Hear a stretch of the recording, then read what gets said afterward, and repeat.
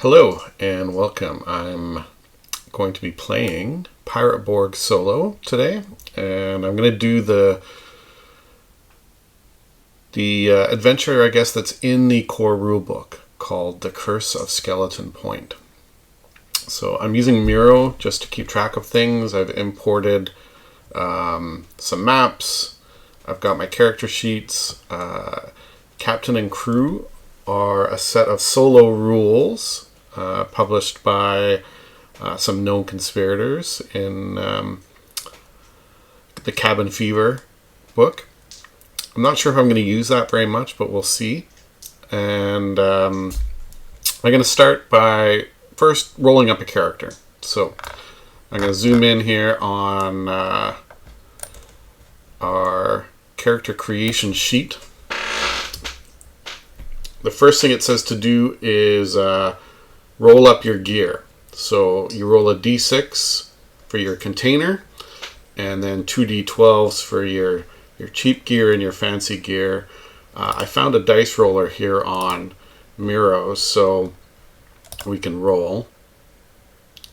So there we go. We rolled a 6 for our container. So I'm going to use just the pen tool here just to keep track of what I've got. So a 6, is a dinghy. That's interesting. So I've got a dinghy, and it says a dinghy is on page 80. So let's just go over here. I've got my rule book. Let's just see if there's anything we need to see about a rule book. These are spreads, so it's probably going to be around page 40, I would think. Oh yeah, here we go. Sloop. We're going to go back a page or two. Oh yeah, dinghy. So it's a utility rowboat towed behind a medium ship or stored on the deck of larger ones. A perfect espionage vessel. So my dinghy has a hit point of 4, an agility of +3, a speed of 2. So that's stuff that we can actually put on our character sheet. We would need a vessel name. So hit point, it said 4, so max of 4.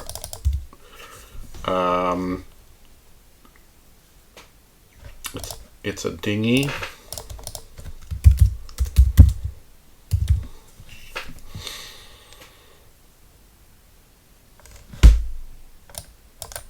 What else did it say? I think it had agility of +3.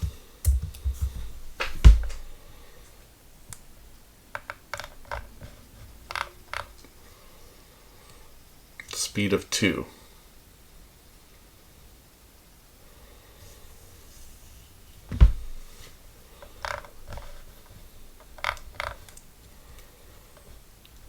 Agility plus speed of 2.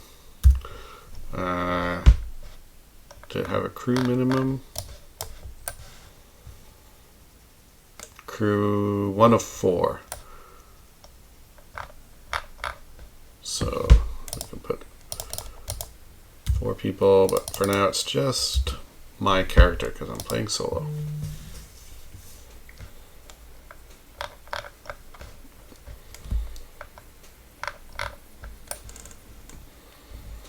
Okay, so now we're going to roll a d12 for our cheap gear.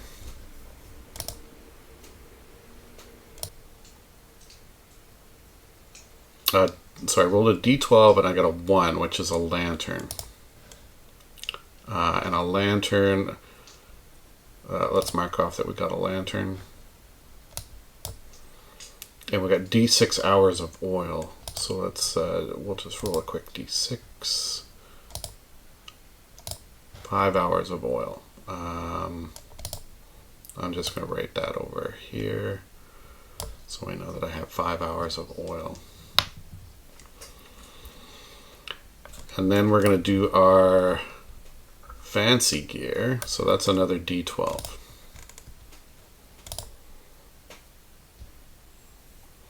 Seven. All right, so 7 is, a blanket and a pillow.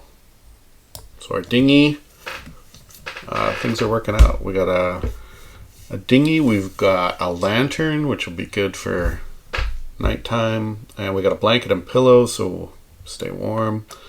Then,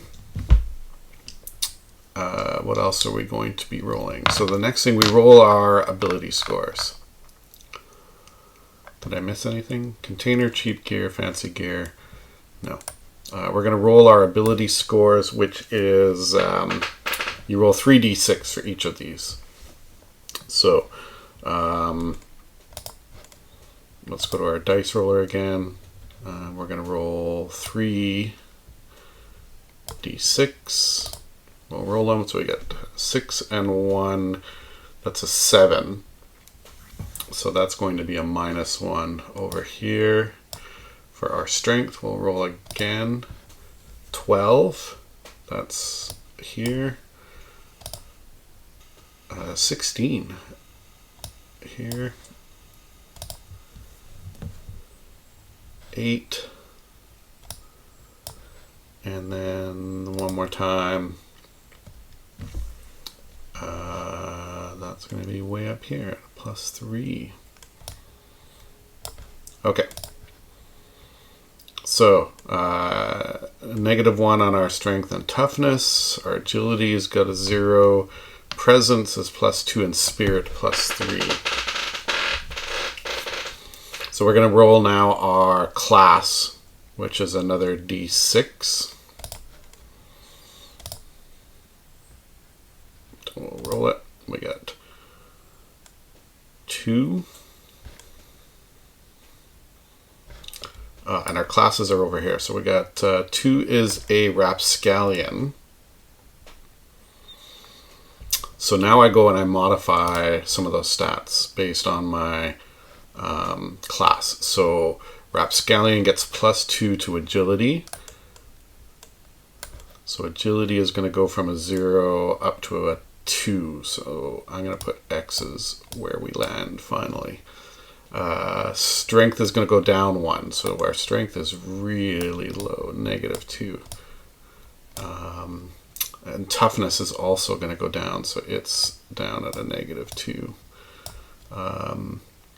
Agility went up. Presence doesn't change. So that's definitely a +2. And spirit is a +3. Excellent. Hit points, I roll a d8 plus my toughness, which is, toughness is a -2.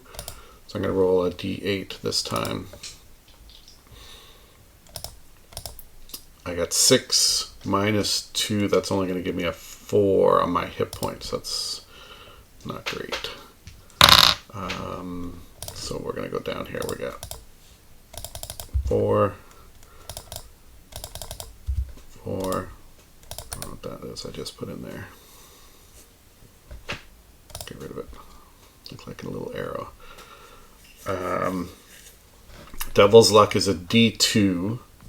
I tried the dice roller doesn't actually let you do a D2, so I'm just going to flip a coin here. Heads will be 2 and tails will be 1. And it came up tails, so I have 1 point of Devil's Luck. And then I get a specialty, so I'm going to roll a d6. 5. 5 is, I'm a lucky devil. So let's cross that off, and maybe let's just go read in the rule book what a lucky devil is. I think these are around page 12. Character creation, ability scores.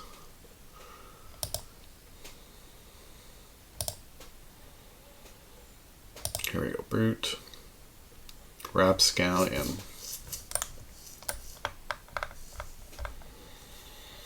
So a rapscallion, it says, is a sneaky cutthroat scallywag, good at backstabbing, breaking and entering, stealing, cheating, and escaping.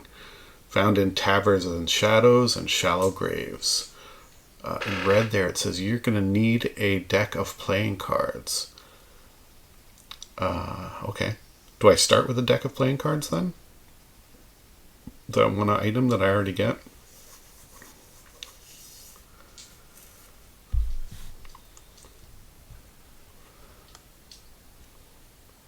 Here we go. So Lucky Devil. Whenever you use the Devil's Luck, draw a card. If it's a 9 or greater, regain 1 luck. If it's a Joker, roll on the Joker table. If taken again, lower the card number needed to regain luck by 1. So I do need a deck of cards. I don't know if that means I start with a deck of cards. I'm going to assume it means I start with a deck of cards.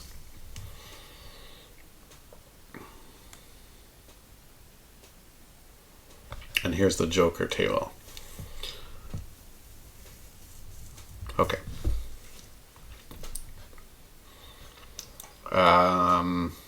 Let's move on. We'll say that I have a deck of cards as a rapscallion. And then I'm going to do my starting weapon and my clothing and hat next. So let's do that.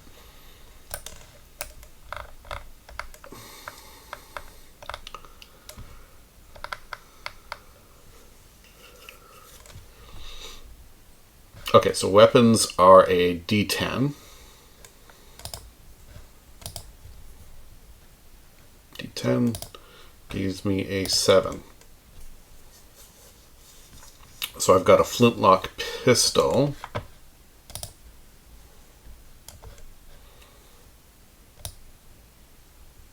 I rolled 2d4 for damage. Reload is 2 actions.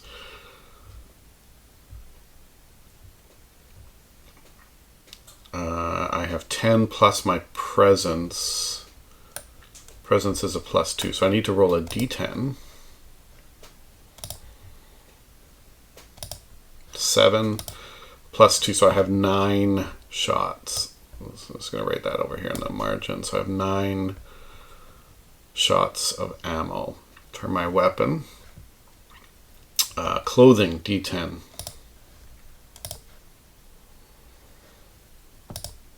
2. Dressed in rags. Interesting.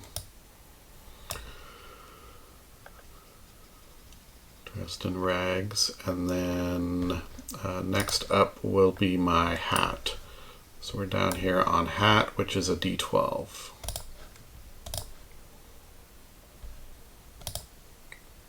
So a 4.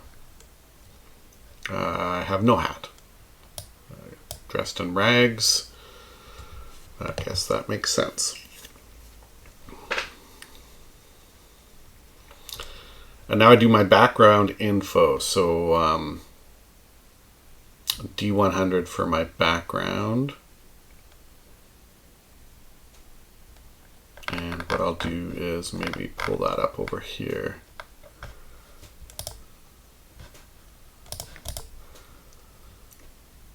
It's going to be a few pages ahead, I would think.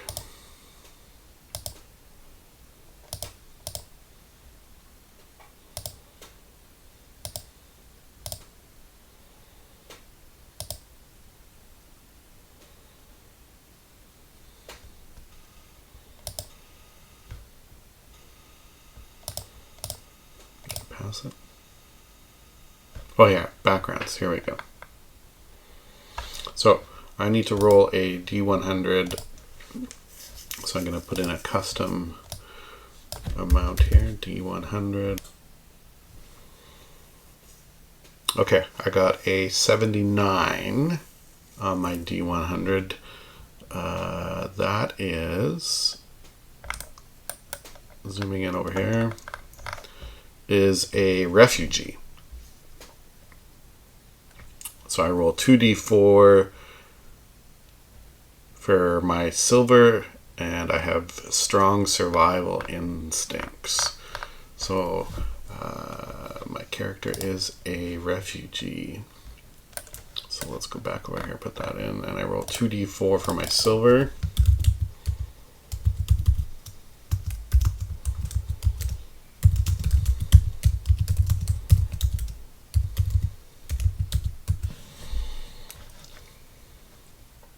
I have to make the text a bit smaller. And 2d4, let's go d4. So a 3 and a 1 gives me 4 silver that I'm starting with. Oh, times 10, so 40 silver. And then I'm doing a flaw, so another D100. No, flaw would be a distinctive flaw is a D20. 11. So let's go back over here, and on the distinctive flaw page,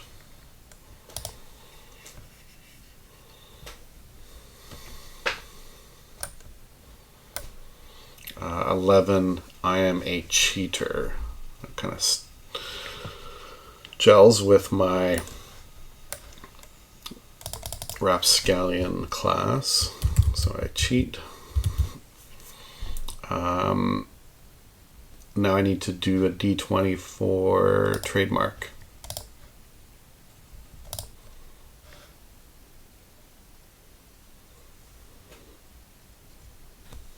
I got a 15.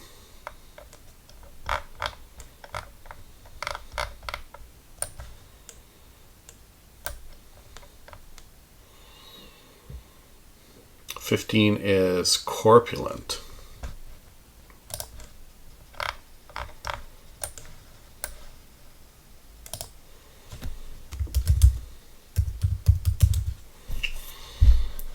And now idiosyncrasies is another D20. I got a 3.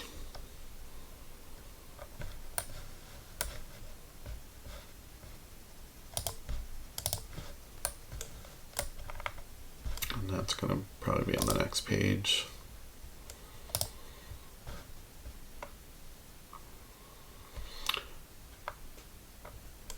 I bet on everything possible. That sounds very rapscallion. Things are matching up, which is nice.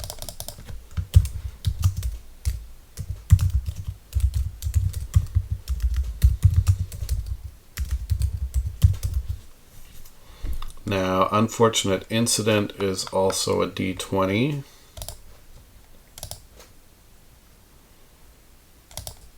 $19. 19 on unfortunate incidents. I have no memory before a few days ago.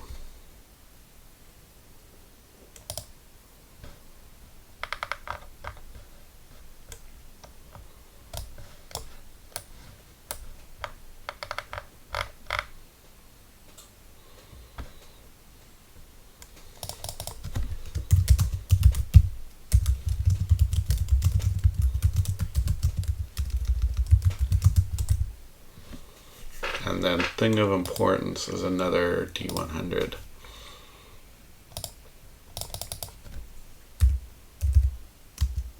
$62.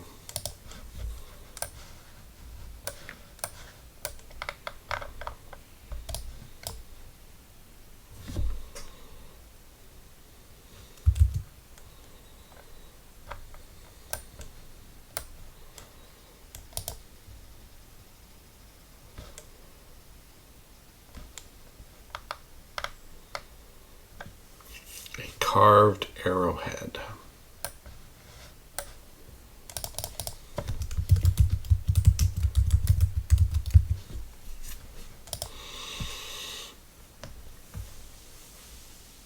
All right. So a refugee, cheater, corpulent, bets on everything, no memory before a few days ago. So no memory before a few days ago, and a refugee. So refugee from what? What would have happened a few days ago to cause me to lose my memory. Let's go back and have a look at, so the history of the Dark Caribbean.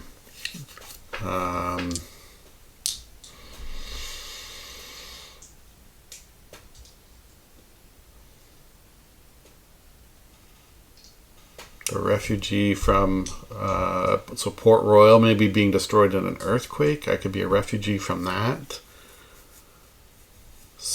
Nassau is sacked by the Republic of Pirates. Oh no, Nassau is sacked. The Republic of Pirates is established. I could be a refugee from Nassau. Let's have a look at the map. So here is the Dark Caribbean. We're going to be playing in Black Coral Bay, so that's right here on the map.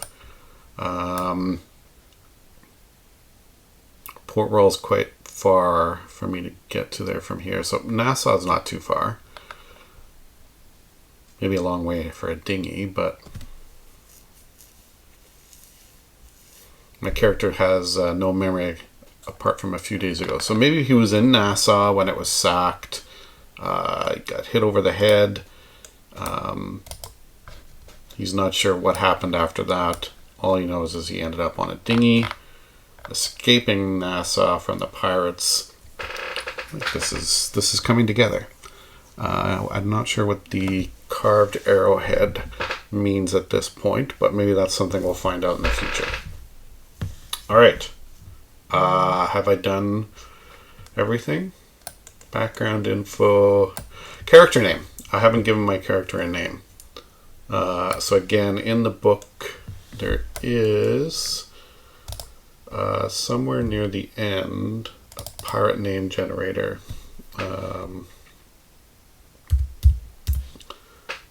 Let's have a look of where it might be.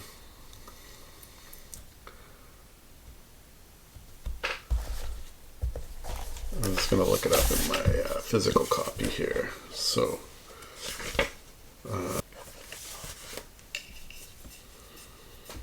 okay, I found it. It is going to be, it's page 125 in the book, but it's just before the Curse of Skeleton Point. So it's going to be probably like page 58.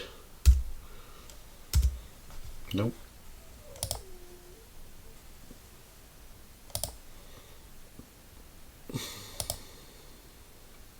Here we go.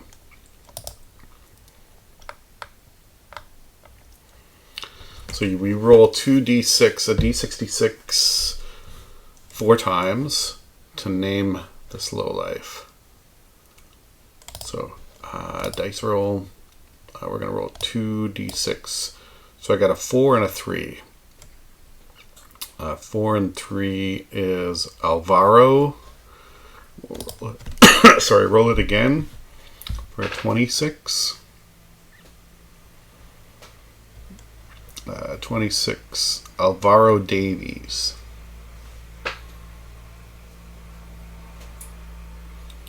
And then let's see what kind of nickname we might come up with. 54. 54 would be White, and then 45. White Bilge. White Bilge. Not sure I like that. Let's go with Alvaro Davies though as the name. He doesn't really need a nickname, I don't think. So let's put our character name up here.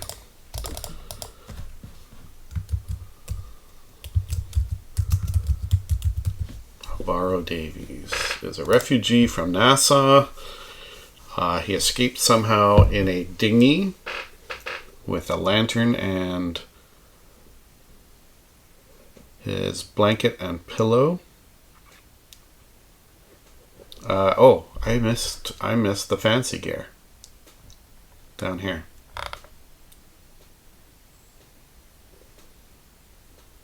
No, that was my blanket and pillow. Yes, I got it.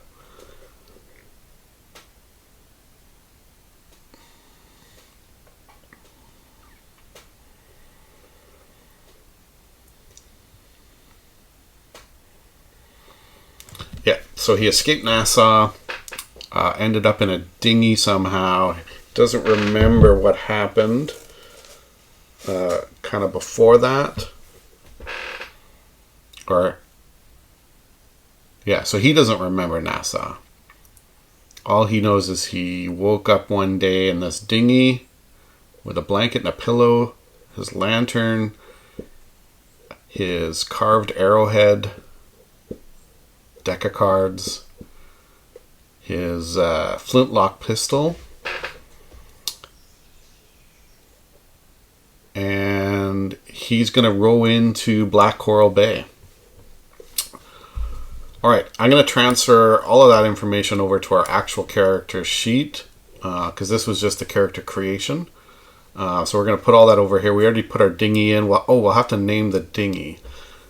Does the dinghy need a name? I'll think about that. I don't want to spend too much time doing the character creation because I want to get to playing the actual game. So I'm going to pause the recording here, and then do some of that transfer, and then we'll get into the actual adventure at Black Coral Bay. Okay, let's get into some actual gameplay then. So, Alvaro is a rapscallion. He was living in Nassau before it was sacked by pirates, and he became a refugee. Left Nassau in a dinghy with very little on him, a deck of cards, carved arrowhead, a lantern in his dinghy, and a blanket and a pillow to keep him warm. He drifts for a few days, and he can't remember anything prior to Nassau. He knows that the town was sacked, he escaped, but he can't remember his life before that.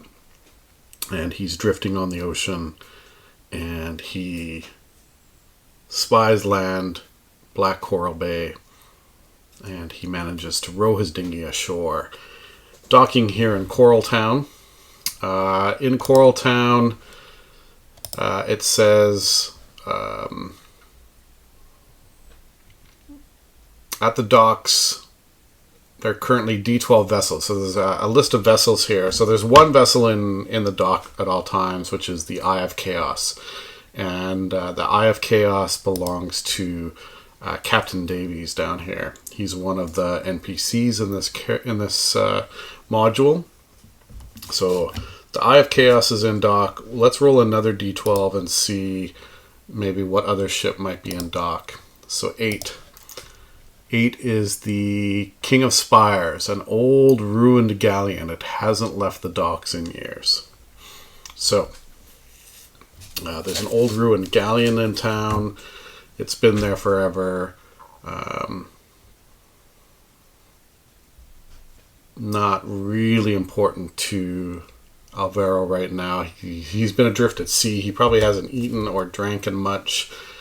Didn't have any fishing equipment, so he wouldn't have been able to capture or catch any fish. So he's probably not eaten. Anything he's drank has probably just been rainwater if it rained. But I think his first course of action is to head up to the Green Kraken. So the Green Kraken is the main tavern in town. It's if Coral Town had a heart, this would be it. It's a seedy tavern. Jonesy the barkeep is gruff and large enough to prevent a fight. There's several important looking pirates that would be in here, Captain Davies among them. So the module does give you the list of NPCs, and you also get a little, what are they up to right now? So you roll a d10. So let's see, is Captain Davies in the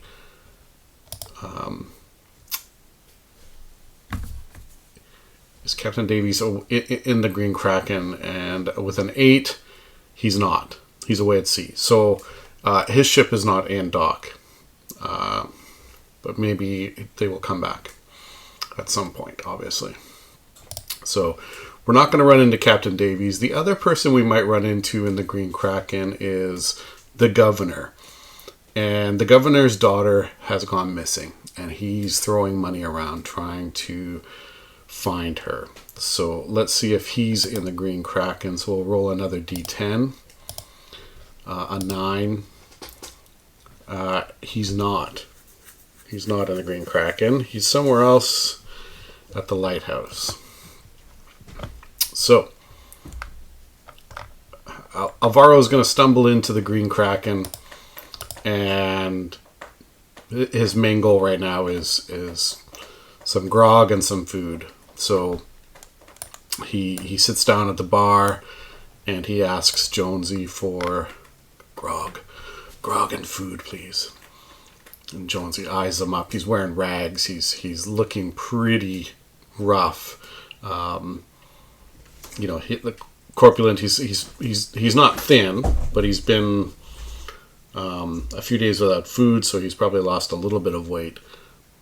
But Jonesy doesn't like the look of them, and Alvaro sees the way that Jonesy's looking at him, and he digs out some 2 or 3 pieces of silver and puts them on the bar, and Jonesy's demeanor changes right away. So he pours him a mug of grog and brings him a basic meal, some stew or something like that. And Alvaro he digs in. He's chowing down because he is starving. Around the bar, there's other pirates keeping to themselves, playing cards. Jonesy comes back to check on Alvaro, and Alvaro says, Where can a man earn money in town? Well, says Jonesy, it's not really my area of expertise, but there's lots of ships. You could probably get work on a ship. If you're looking for a big score, the governor's daughter is missing, and he's offered a big reward. Alvaro hears this and he thinks that's up his alley. Rescuing a maiden, getting a reward, getting in good with the governor. This is something that he's interested in. So he questions Jonesy some more. How long has the daughter been missing? Does anyone have any idea where she might be? And Jonesy doesn't know, but he's heard some rumors. He's heard some rumors that people have seen her in the jungle. She's an artist. She likes to paint, so she often goes into the jungle to collect various things to make her supplies for paints and things like that. She often paints in the jungle as well, painting the trees, the scenery, the wildlife. Lots of people claim to have seen her in the jungle, but she refuses to come back to town to see her father. And she disappears, if people try to convince her to come back. So Alvaro's gonna take that rumor, and he's gonna head into the jungle to see if he can maybe run into her. So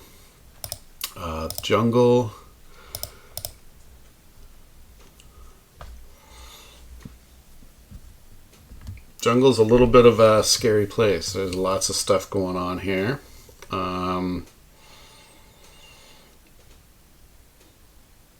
We can roll a d20 and see what kind of terrain we're walking through.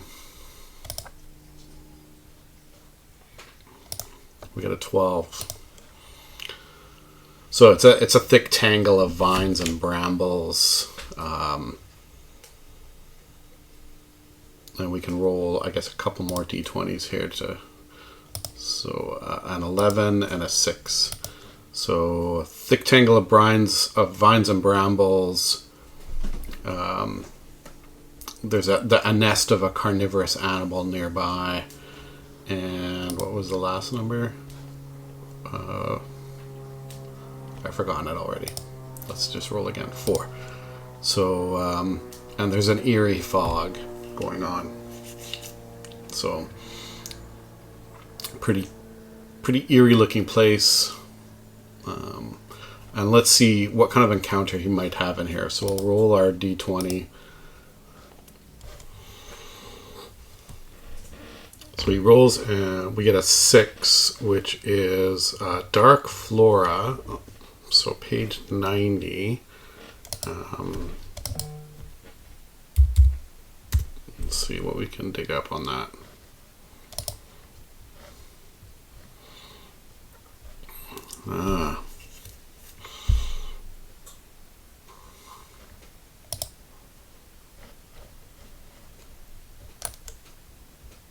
So we got a few different options here. It looks like 7. So let's roll a d8 and see which one he encountered here. So 7, Death Bloom.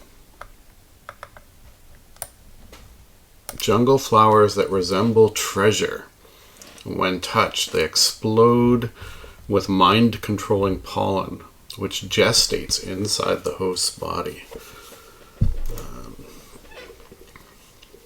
So they only have 1 hit point. When touched, the flower discharges small grains into the air. The toucher tests toughness on TR12 or become infected. And then if you are infected, every morning and evening test toughness, where X is the number of days since infection plus 1. If you fail your test, you're overcome with the desire to travel deep into the jungle now. Fumble and crit.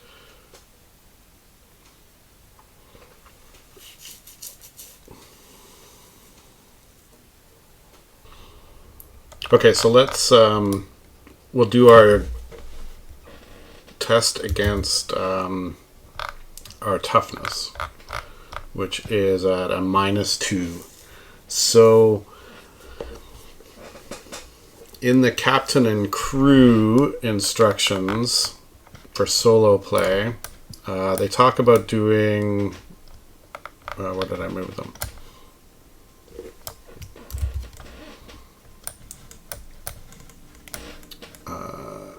Whenever you're taking an action against a difficulty rating, test the relevant ability score twice. If they both meet or beat, it's a strong hit, a weak hit if one, and then a fail if they both. So what we're going to do is we're going to test it twice. And we're going to go 2 and then roll them. So 17 on 1.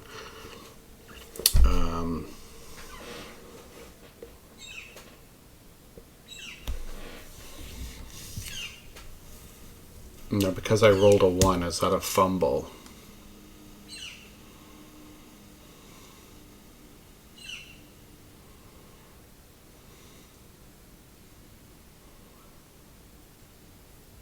No, I'm going to ignore those rules.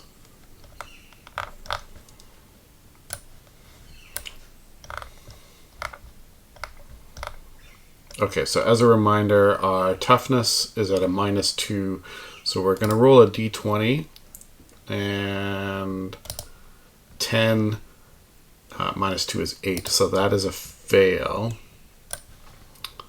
So we fail, and we are now poisoned with this mind-controlling pollen. And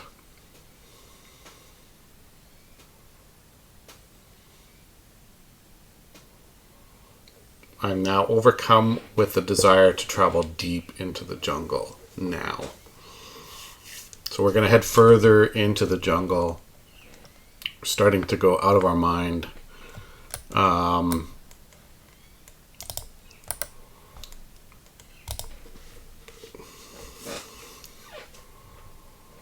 So as we head deeper into the jungle,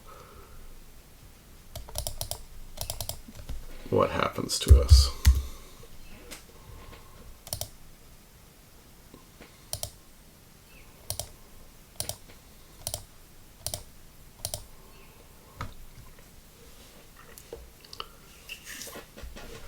maybe let's check our terrain again. So we're going to roll 3 d20s. 7, 11, 18, 7. We come upon a granite cliff with a climbable crack. Our nest of a carnivorous animal again, and then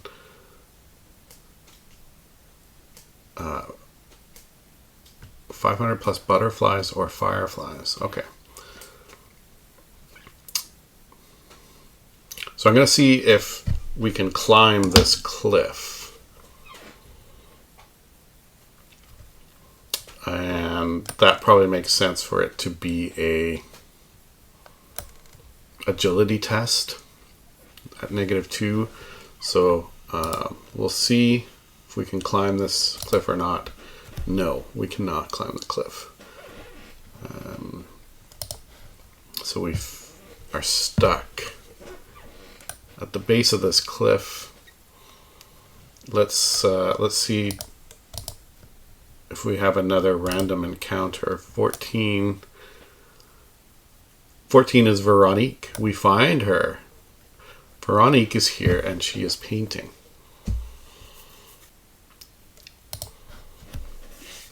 So Alvaro can't believe his luck.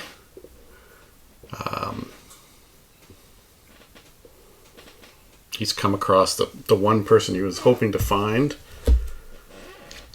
He's going slightly out of his mind with this pollen. And he calls out to her, "Are you Veronique?" And she looks up from her painting and says, "Yes. Who are you?" "My name's Alvaro. I've come looking for you." "What do you want?" she says. "I want to help you."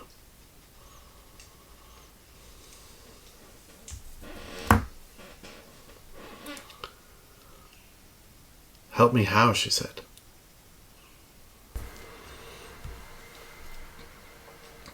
"I've come to help you get back to your father. He's worried about you." And at this, she starts. She doesn't want to go back. She stands up and grabs her painting supplies and begins to run off into the jungle. And Alvaro runs after her. "Wait," he yells, "wait! I can help you." So he's chasing her through the jungle.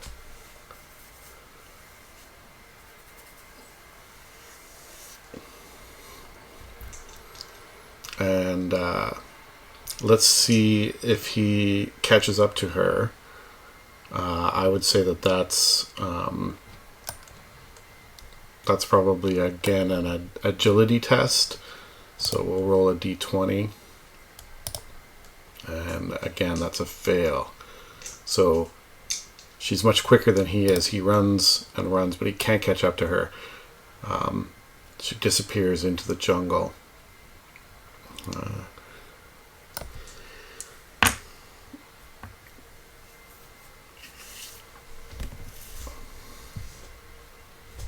He's now learned that she doesn't want to go back. He definitely won't try that approach with her again, if she even talks to him, if she sees him again. The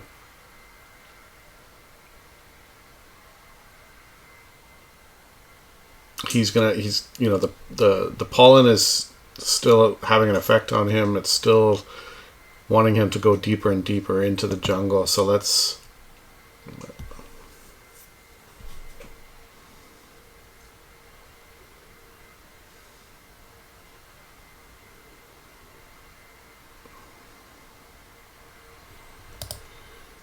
roll another d20 and see what kind of 14 again. 17, I don't want that. 13. Jungle birds.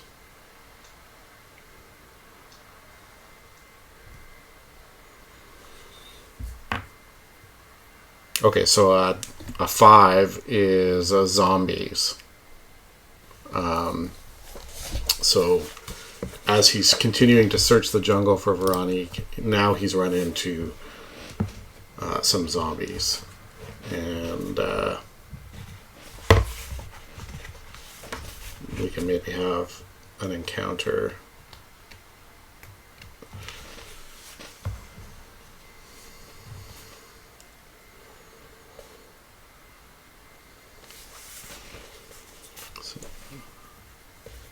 Skulking.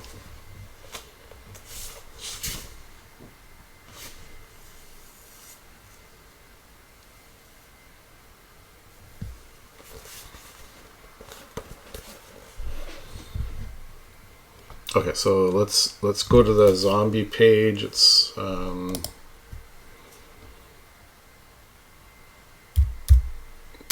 be around here. Perfect.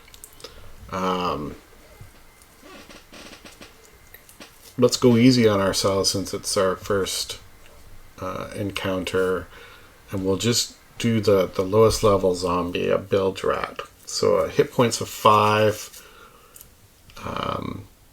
They do a D4 attack with their claws and a D4 bite, and if they bite, will become infected. So let's roll for initiative, which is a D6 plus agility. D6 plus my agility, which is -2.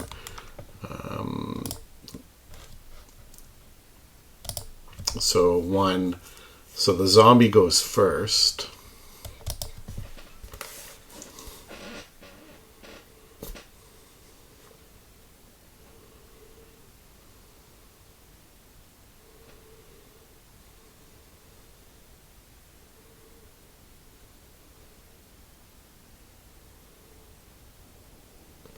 So we would roll a d20 to see if we get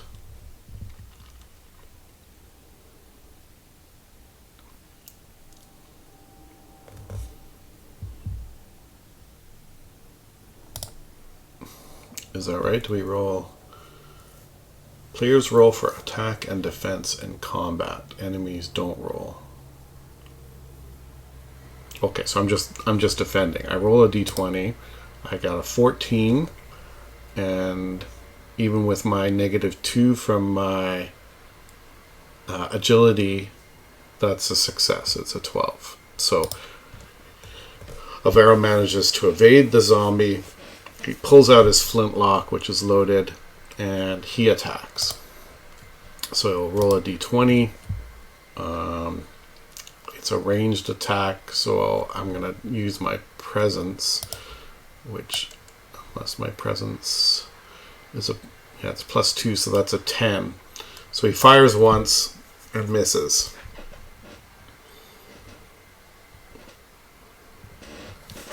And his flintlock needs 2 turns to reload. So he's going to start reloading and running while he's reloading. So the zombie's going to get 2 attacks at him.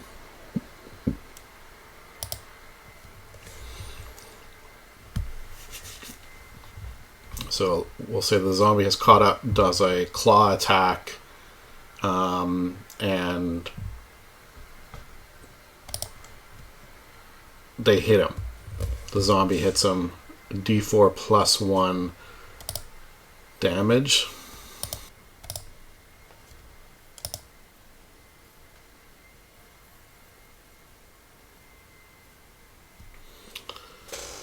Okay, so a 2, that's not great. So 2 + 1, that's 3 damage with the claw. And so we have 4 hit points, so now we're down to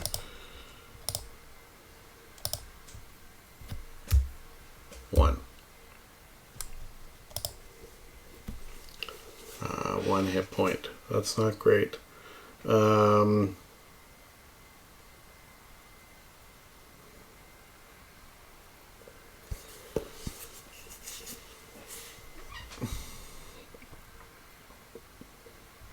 So we'll keep running. We'll do again an agility test. 19. Even with my terrible agility, I managed to evade the zombie, and reload my flintlock. So now I'm going to turn and fire. So I'll roll another d20. 15.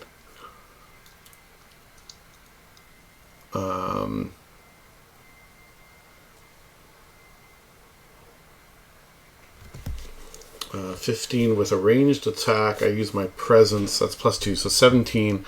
That's definitely a hit. So I do 2d4 damage. So the first one was a 2 and a 1, so 3 damage to the zombie. And they are down to 2 hit points. And I need to reload, so I'm going to run again and use my agility to evade. My agility is a -2, so that's not a successful evade. And the zombie will attack, so I will defend. And I don't make it. So let's do a bite this time. I think I'm going to be broken.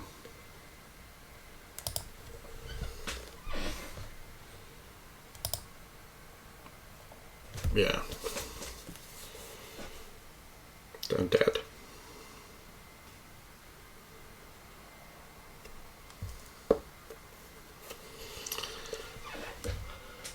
Well, I believe Alvaro has been killed by this zombie.